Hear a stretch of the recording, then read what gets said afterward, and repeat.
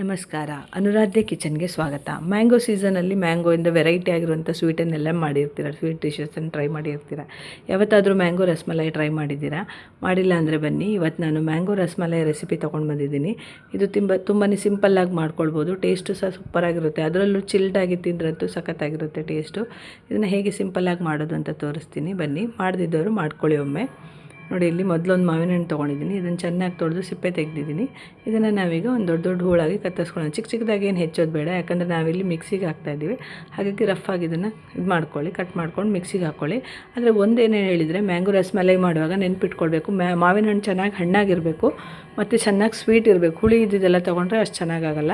ಒಂದು 50 ಗ್ರಾಮ್ ಆಗೋಷ್ಟು ಪನ್ನೀರನ್ನು ನಾನು ಇಲ್ಲಿ ಸೇರಿಸ್ತಿದ್ದೀನಿ. ಕೈಯಲ್ಲೇ ಪುಡಿ ಮಾಡಿ ನೀಟಾಗಿ ಇದನ್ನು ಮಿಕ್ಸ್ ಮಾಡ್ಕೊಳ್ಳಿ. ಅದು ಸ್ವಲ್ಪ ಫ್ರಿಜ್ಜಲ್ಲಿರೋದ್ರಿಂದ ಸ್ವಲ್ಪ ಹಾರ್ಡಿತ್ತು. ಈಗ ಒಂದು 3 ಸ್ಪೂನ್ ಆಗುವಷ್ಟು ನಾನು ಸಕ್ಕರೆ ಪೌಡರನ್ನು ಸೇರಿಸ್ತಿದ್ದೀನಿ. ಸಕ್ಕರೆ ಇದ್ದರೆ ಸಕ್ಕರೆನೂ ಸೇರಿಸ್ಕೊಳ್ಬೋದು. ನೀರು ಹಾಕದೆ ಹಾಗೆ ಬ್ಲೆಂಡ್ ಮಾಡ್ಕೊಳ್ಳಿ. ನೋಡಿ, ಈ ಥರ ಇದ್ದರೆ ಸಾಕು. ಅದಕ್ಕೆ ನೀರೇನು ಹಾಕಲಿಲ್ಲ ನಾನು. ಈಗ ಇದನ್ನು ನಾವು ಒಂದು ದಪ್ಪ ತಳದ ಅದಕ್ಕೆ ಪ್ಯಾನಿಗೆ ಟ್ರಾನ್ಸ್ಫರ್ ಮಾಡಿಕೊಂಡು ಒಂದು 3 ಸ್ಪೂನ್ ಆಗುವಷ್ಟು ಇದನ್ನು ಪ್ಯೂರಿನ ತೆಗೆದಿಟ್ಕೊಳ್ಳೋಣ. ಅಂದರೆ ರಬಡಿ ಮಾಡುವಾಗ ಇದನ್ನು ಮಿಕ್ಸ್ ಮಾಡ್ಕೊಳ್ಳೋಕೆ ಬೇಕಾಗುತ್ತೆ. ಈಗ ನೋಡಿ, ಇದಕ್ಕೆ ನಾವು ಒಂದು ಸಣ್ಣ ಅರ್ಧ ಕಪ್ ಆಗುವಷ್ಟು ಚಿರೋಟಿ ರವೆ, ಚಿಕ್ಕ ರವೆನ ಹಾಕ್ಕೊಳ್ಬೇಕು. ಈ ರವೆ ಚೆನ್ನಾಗಿ ಮಿಕ್ಸ್ ಆಗೋ ತನಕ ನಾವೇನು ಮಾಡಬೇಕು ಅಂತ ಹೇಳಿದರೆ, ನೀಟಾಗಿ ಮಿಕ್ಸ್ ಮಾಡ್ಕೊಳ್ಬೇಕು. ಈ ಥರ ಕರೆಕ್ಟಾಗಿ ಮಿಕ್ಸ್ ಆದಮೇಲೆ ಯಾವಾಗ ಕಪ್ಪಲ್ಲಿ ರವೆ ತೊಗೊಂಡಿರ್ತಿರಲ್ಲ, ಅದರಲ್ಲೇ ಅರ್ಧ ಕಪ್ ಆಗೋಷ್ಟು ಹಾಲು ತೊಗೊಂಡು ಅದನ್ನು ಹಾಗೆ ನೀಟಾಗಿ ಮಿಕ್ಸ್ ಮಾಡ್ಕೊಳ್ಬೇಕು. ಹಾಲು ಯಾಕೆಂದರೆ ಚೆನ್ನಾಗಿ ಬೇಯಬೇಕಲ್ವ ರವೆ ಎಲ್ಲ, ಮತ್ತು ಅದು ಹದ ಬರಬೇಕನ್ನೋ ಕಾರಣಕ್ಕೆ ಹಾಲು ಹಾಕಿ ನೀಟಾಗಿ ಮಿಕ್ಸ್ ಮಾಡ್ಕೊಳ್ಳಿ. ಇದೆಲ್ಲ ಮಿಕ್ಸ್ ಮಾಡ್ಕೊಂಡ್ಮೇಲೆ ಏಲಕ್ಕಿ ಫ್ಲೇವರ್, ಇದು ಏಲಕ್ಕಿ ಪರಿಮಳಕ್ಕೋಸ್ಕರ ಬೇಕಂತಿದ್ದರೆ ನೀವು ಚೂರು ಏಲಕ್ಕಿ ಪೌಡ್ರ್ ಹಾಕ್ಕೊಳ್ಬೋದು. ನಾನು ಹಾಕಲಿಲ್ಲ, ಸ್ವಲ್ಪ ಕೇಸರ್ ಹಾಕ್ತಿದ್ದೀನಿ. ಇದನ್ನೆಲ್ಲ ನೀಟಾಗಿ ಮಿಕ್ಸ್ ಮಾಡ್ಕೊಂಡು ಮತ್ತೆ ಸ್ಟವ್ ಮೇಲೆ ಇಟ್ಕೊಂಡು ಊರಿನ ಮೀಡಿಯಮ್ ಆಗಿ ಇಟ್ಕೊಂಡು ಇದನ್ನು ನೀವು ಸ್ವಲ್ಪ ಒಂದು 2 to 5 ಮಿನಿಟ್ಸ್ ಏನು ಮಾಡಬೇಕು, ಚೆನ್ನಾಗಿ ಮಿಕ್ಸ್ ಮಾಡ್ಕೊಳ್ತಾ ಇರಬೇಕು. ಎಲ್ಲಿವರೆಗೂ ಅಂತ ಹೇಳಿದರೆ, ರವೆ ಚೆನ್ನಾಗಿ ಬೇಯಬೇಕು ಮತ್ತು ಮಿಕ್ಸ್ಚರ್ ಇದೆಯಲ್ಲ ತಿಕ್ಕಾಗಬೇಕು, ದಪ್ಪ ಆಗ್ತಾ ಹೋಗಬೇಕು.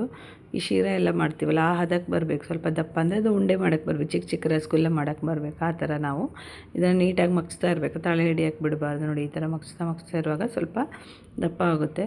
ಮ್ಯಾಂಗೋ ಇದರಿಂದ ಬೇರೆ ಬೇರೆ ಡಿಫ್ರೆಂಟ್ ಆಗಿರೋದನ್ನು ಟ್ರೈ ಮಾಡಿರ್ತೀವಲ್ಲ, ಇದು ಒಂದ್ಸರಿ ಟ್ರೈ ಮಾಡಿ ನೋಡಿ ಹೇಗಿರುತ್ತೆ ಅಂತ. ಎಲ್ಲ ಒಂದ್ಸರಿ ಮ್ಯಾಂಗೋ ಇದ್ದರೆ ಮನೆಯಲ್ಲಿ ಒಮ್ಮೆ ಟ್ರೈ ಮಾಡಿ, ಹೊಸ ರೆಸಿಪಿ.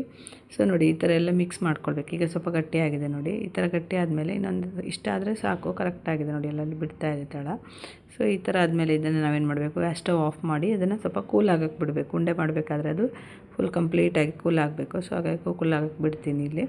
ಆಮೇಲೆ ನಾವೇನು ಮಾಡೋಣ ಅಂದರೆ, ಈಚೆ ಸೈಡಲ್ಲಿ ಒಂದು ಸ್ವಲ್ಪ ನೀರನ್ನು ಬಿಸಿ ಆಗೋಕ್ಕೆ ಇಟ್ಟಿದ್ದೀನಿ. ಇದು ನೋಡಿ ಕೂಲ್ ಆಗಿದೆ. ಇದಕ್ಕೆ ನಾವೇನು ಮಾಡಬೇಕು, ಒಂಚೂರು ತುಪ್ಪ ಹಾಕಬೇಕು. ಅಂದರೆ ಅದು ಅಂಟ್ಕೊಳ್ಳಲ್ಲ ಅನ್ನೋ ಕಾರಣಕ್ಕೆ ನೋಡಿ ಚೆನ್ನಾಗಿ ಸೆಟ್ ಆಗುತ್ತೆ. ನೋಡಿ, ಈ ಥರ ಎಲ್ಲ ನೀಟಾಗಿ ಮಿಕ್ಸ್ ಮಾಡಿಕೊಂಡ್ರೆ ಚೆನ್ನಾಗಿ ಸೆಟ್ ಆಗುತ್ತೆ. ಅದೊಂದು ಸೈಡೆಲ್ಲ ಬಿಟ್ಕೊಳ್ಳುತ್ತಲ್ಲ, ಇಲ್ಲದಿದ್ರೆ ಅಂಟುತ್ತೆ. ಹಾಗಾಗಿ ಸ್ವಲ್ಪ ತುಪ್ಪ ಹಾಕ್ಕೊಳ್ಬೇಕು. ಇಲ್ಲಿಗೆ ಯಾವುದ್ರಲ್ಲಿ ಬೇಕಿರುತ್ತೆ ಆ ಪ್ಲೇಟಿಗೂ ಗ್ರೀಸ್ ಮಾಡಿದ್ದೀನಿ ತುಪ್ಪ ಹಾಕಿ. ನೀವು ಬೇಕಾದರೆ ಬಟರ್ ಪೇಪರ್ ಯೂಸ್ ಮಾಡ್ಬೋದು ಅದಿದ್ದರೆ. ಈಗ ಕೈಗೆ ಸಹ ಸ್ವಲ್ಪ ತುಪ್ಪ ಹಚ್ಕೊಂಡು ಇಡೀ ಕೈನ ನೀವು ಗ್ರೀಸ್ ಮಾಡ್ಕೊಳ್ಳಿ. ಹಾಗೆ ಗ್ರೀಸ್ ಮಾಡಿಕೊಂಡ್ರೆ ಇದು ಉಂಡೆ ಮಾಡೋಕ್ಕೆ ಈಸಿ ಆಗುತ್ತೆ. ನೋಡಿ, ಈ ಥರ ಚಿಕ್ಕದಾಗಿ ಒಂದು ಸ್ವಲ್ಪ ಇದನ್ನು ತೊಗೊಂಡು ಬ್ಯಾಟರ್ನ ತೊಗೊಂಡು ನೀವೇನು ಮಾಡಬೇಕು, ಚಿಕ್ಕದಾಗಿ ಉಂಡೆ ಮಾಡ್ಕೊಳ್ಬೇಕು. ನಿಮಗೆ ಎಷ್ಟು ದೊಡ್ಡ ರಸಗುಲ್ಲ ಬೇಕಂತ ಅಷ್ಟು ದೊಡ್ಡದಾಗಿ ಮಾಡಿಕೊಂಡ್ರೆ ಚೆನ್ನಾಗಿರುತ್ತೆ. ನೋಡಿ, ಈ ಥರ ಮಾಡ್ಕೊಳ್ಬೇಕು. ಎಲ್ಲದನ್ನು ಈಗ ನಾನು ಮಾಡಿ ಇಟ್ಟಿದ್ದೀನಿ ಈ ಪ್ಲೇಟಲ್ಲಿ. ಸೊ ಇದನ್ನು ನಾವು ಒಂದು 10 to 15 ಮಿನಿಟ್ಸ್ ಏನು ಮಾಡೋಣ ಅಂದರೆ ಈ ಹಬೆಯಲ್ಲಿ ಬೇಯಿಸ್ಕೊಳ್ಳೋಣ. ಹಾಗಾಗಿ ಇದನ್ನು ಮುಚ್ಚಿಟ್ಬಿಟ್ಟು ಚೆನ್ನಾಗಿ ಬೇಯಲಿ. ಇದು ಬೇಯ್ತಾ ಇರುವಾಗ ನಾವು ಆಚೆಯಿಂದ ಇದಕ್ಕೆ ರಬಡಿ ಮಾಡ್ಕೊಳ್ಳೋಣ. ರಬಡಿಗಿಲ್ಲಿ ನಾನು 3 ಗ್ಲಾಸ್ ಆಗುವಷ್ಟು ಹಾಲು ಹಾಕಿದ್ದೀನಿ. ಅಂದರೆ ಒಂದು 750 ml ಇರ್ಬೋದು. ಇದಕ್ಕೆ ಒಂಚೂರು ಕೇಸರಿ ಹಾಕಿದ್ದೀನಿ. ಹಾಗೆ ಒಂದು 3 ಸ್ಪೂನ್ ಆಗುವಷ್ಟು ಮಿಲ್ಕ್ ಪೌಡರು, ತಿಕ್ನೆಸ್ಸು ಕೊಡುತ್ತೆ, ಟೇಸ್ಟು ಕೊಡುತ್ತೆ. ಹಾಗೆ ಒಂದು 4 ಸ್ಪೂನ್ ಆಗುವಷ್ಟು ಶುಗರ್ ಹಾಕ್ತಾಯಿದ್ದೀನಿ, ಸಕ್ಕರೆ ಹಾಕ್ತಾಯಿದ್ದೀನಿ. ಸೊ ಇದೆಲ್ಲ ಹಾಕಿದ ಮೇಲೆ ಇಲ್ಲೊಂದು ಚಿಕ್ಕ ನೋಡಿ 4 ಸ್ಪೂನ್ ಸಾಕು. ನಿಮಗೆ ಸ್ವೀಟ್ ಜಾಸ್ತಿ ಬೇಕಾದರೆ ಹಾಕ್ಕೊಳ್ಳಿ. ಮತ್ತು ಇಲ್ಲೊಂದು ಸಣ್ಣ ಬೌಲಲ್ಲಿ 1 ಬೌಲ್ ಆಗುವಷ್ಟು ನಾನು ಕಂಡೆನ್ಸ್ಡ್ ಮಿಲ್ಕ್ ಹಾಕಿದ್ದೀನಿ. ಇದು ಹೊರಗಡೆ ಪೇಟೆದಲ್ಲ, ಮನೆಯಲ್ಲೇ ಪ್ರಿಪೇರ್ ಮಾಡಿದಂಥ ಕಂಡೆನ್ಸ್ಡ್ ಮಿಲ್ಕು. ನಿಮಗೆ ವೀಡಿಯೋ ಬೇಕಾದರೆ, ಅದರ ರೆಸಿಪಿ ಬೇಕಾದರೆ ವೀಡಿಯೋ ಹಾಕಿ ಅಪ್ಲೋಡ್ ಮಾಡಿದ್ದೀನಿ, ನೋಡ್ಕೊಳ್ಳಿ ನನ್ನ ಚಾನಲಲ್ಲಿ. ಹಾಗೆ ಇದೆಲ್ಲ ಚೆನ್ನಾಗಿ ಮಿಕ್ಸ್ ಮಾಡಿಕೊಂಡು ಕುದಿಯೋಕ್ಕೆ ಇಡಬೇಕು. ನೋಡಿ, ಇಲ್ಲಿ ಚೆನ್ನಾಗಿ ಕುದಿಯೋಕ್ಕೆ ಬಿಡಬೇಕು. ಇದು ಎಲ್ಲಿವರೆಗೂ ಕುದಿಬೇಕು ಅಂದರೆ, ನೀವು ತೊಗೊಂಡಂಥ ಹಾಲು ಅರ್ಧ ಅಂಶ ಆಗಬೇಕು. ಕುದ್ದು ತೊಗೊಂಡು ಅರೆವಾಸಿ ಅದು ಕಡಿಮೆ ಆಗಬೇಕು. ಅಲ್ಲಿ ತನಕ ಚೆನ್ನಾಗಿ ಕುದಿಸ್ಬೇಕು. ಆಗನೇ ರಬಡಿ ರುಚಿ ಆಗೋದು. ಸೊ ಕುದಿಯೋಕ್ಕೆ ಶುರು ಆಗಿದೆ ನೋಡಿ. ಕುದಿತಾ ಇರುವಾಗ ಏನಾಗುತ್ತೆ, ಸೈಡಲ್ಲೆಲ್ಲ ಕೆನೆ ಹಿಡ್ಕೊಳ್ಳೋಕೆ ಶುರು ಆಗುತ್ತಲ್ವ, ಆ ಕೆನೆ ನೀವು ಈ ಸ್ಪೂನಲ್ಲಿಗೆ ತೆಗೆದು ಹಾಲಿಗೆ ನೋಡಿ ಸೈಡದ್ದೆಲ್ಲ ತೆಕ್ಕೊಂಡು ಈ ಥರ ಹಾಲೊಳಗೆ ಮಿಕ್ಸ್ ಮಾಡ್ಕೊಳ್ಬೇಕು. ಆಗ ರುಚಿ ಚೆನ್ನಾಗಾಗುತ್ತೆ ಮತ್ತು ತಪ್ಪನೂ ಆಗುತ್ತೆ. ನೋಡಿ, ಕುದಿತಾ ಇರುವಾಗ ಸ್ವಲ್ಪ ಕಲರು ನೋಡ್ತಿರ್ಬೋದು, ಲೈಟ್ ಕ್ರೀಮಿಶ್ ಆಗಿದೆ. ನಾವು ಕೇಸರಿ ಹಾಕಿದ್ದೀವಲ್ಲ, ಹಾಗಾಗಿ ನಿಮ್ಗೆ ಇನ್ನೂ ಜಾಸ್ತಿ ಕಲರ್ ಬೇಕಂತ ಹೇಳಿದರೆ ಸ್ವಲ್ಪ ಇದನ್ನು ಕಲರದ್ದನ್ನು ಸೇರಿಸ್ಕೊಳ್ಬೋದು, ಚೆನ್ನಾಗಿ ಬರುತ್ತೆ. ಸೊ ಈ ಥರ ನೀಟಾಗಿ ಮಿಕ್ಸ್ ಮಾಡ್ಕೊಳ್ಬೇಕು ನೋಡಿ. ಸೈಡಿದ್ದೆಲ್ಲ ತೆಗೆದು ನೋಡಿ ಅರವಾಸೆ ಆಗಿದೆ, ಸುಮಾರು ಕುದ್ದಿದೆ. ಈ ಟೈಮ್ ಈ ಥರ ದಪ್ಪ ಆಗುವಾಗ ನಾನು ಪಿಸ್ತಾ, ಗೋಡಂಬಿ ಮತ್ತು ಬಾದಾಮಿನ ಕಟ್ ಮಾಡಿ ಇಟ್ಟಿದ್ದನ್ನು ಇದಕ್ಕೆ ಸೇರಿಸ್ಕೊಳ್ತಿದ್ದೀನಿ. ನೀವು ಈ ಥರ ಕಟ್ ಮಾಡಿ ಡ್ರೈ ಫ್ರೂಟ್ಸನ್ನು ಸೇರಿಸಿ ಮತ್ತು ಈ ಮ್ಯಾಂಗೋ ಪ್ಯೂರಿ ತೆಗೆದಿಟ್ಟಿದ್ವಲ್ಲ 3 ಸ್ಪೂನ್, ಅದನ್ನು ಇದಕ್ಕೆ ಸೇರಿಸ್ಕೊಂಡು ನೀಟಾಗಿ ಮಿಕ್ಸ್ ಮಾಡ್ಕೊಳ್ಬೇಕು. ಇಲ್ಲಿ ಪ್ಯೂರಿಗೆ ಪನ್ನೀರ್ ಹಾಕಿರೋದ್ರಿಂದ ಸ್ವಲ್ಪ ದಪ್ಪ ದಪ್ಪ ಇದೆ ಅದನ್ನು ಹಾಗಾಗಿ ಚೆನ್ನಾಗಿ ಮಿಕ್ಸ್ ಮಾಡ್ಕೊಳ್ಬೇಕು. ಬೇಗ ಮಿಕ್ಸ್ ಆಗಲಿಲ್ಲ ಅದು. ಸೊ ನೀಟಾಗಿ ಮಿಕ್ಸ್ ಮಾಡಿ ನೋಡಿ, ಕಲರ್ ಎಷ್ಟು ಚೆನ್ನಾಗಿ ಬಂದಿದೆ ಅಂತ. ಚೆನ್ನಾಗಿ ಕುದೀತಾ ಇದೆ. ಇದು ದಪ್ಪ ಆಗಿದೆ. ಈಗ ಇನ್ನೊಂದು ಕುದಿ, ಇದು ಪ್ಯೂರಿ ಹಾಕಿದ್ದೀವಲ್ಲ ಆ ಕಾರಣಕ್ಕೆ ಚೆನ್ನಾಗಿ ಒಂದು ಕುದಿ ಮಾಡಿಬಿಡೋಣ. ನೋಡಿ ಈ ಥರ ಕುದ್ರೆ ಸಾಕು, ಅದು ಕರೆಕ್ಟಾಗಿದೆ. ಇದನ್ನೇನು ಮಾಡಬೇಕು ಅಂತ ಹೇಳಿದ್ರೆ ಗ್ಯಾಸ್ ಸ್ಟವ್ ಆಫ್ ಮಾಡಿ ಕಂಪ್ಲೀಟಾಗಿ ಕೂಲ್ ಆಗೋಕ್ಕೆ ಬಿಡಬೇಕು. ಕಂಪ್ಲೀಟಾಗಿ ಕೂಲ್ ಆದಮೇಲೆ ನಾವಿಲ್ಲಿ ನೋಡಿ ಇದು ರಸಗುಲ್ಲನೂ ಅಷ್ಟೇ ಹಬೆಯಲ್ಲಿ ಬೇಯಿಸಿದ್ನಲ್ಲ ಅದೆಲ್ಲ ಕೂಲ್ ಆಗಿದೆ.